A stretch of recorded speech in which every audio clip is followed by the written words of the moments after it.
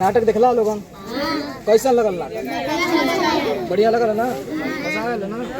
कुछ सीखे के मिला ना? खास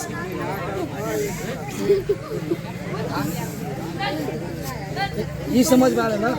हाँ, ये समझ में आ रहा ना कि शिक्षा ही ऐसे माध्यम में जो हर दरवाजा के ताला के खोल सके बहुत जरूरी है। पूरी ईमानदारी से संविधान के बात समझ में आएंगे,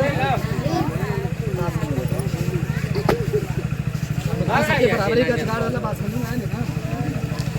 दहेज वाली बात समझ में आएंगे? ले ना? अच्छा ये पता तुम लोग बड़ा होगा। हाँ तो हाँ, जब तुम लोग बड़ा होगा शादी हुई तो अगर और मम्मी पापा दहेज मांगी तो मना करवा लो ना? हाँ सही कथा लो एकदम एक सुन में कहा, अगर तो मम्मी पापा दहेज मांगी तो मम्मी पापा मना करवा लो ना? दहेज ले खाती एकदम कसम खाता लो, देख लिया लो ये लोग दहेज ना लिया।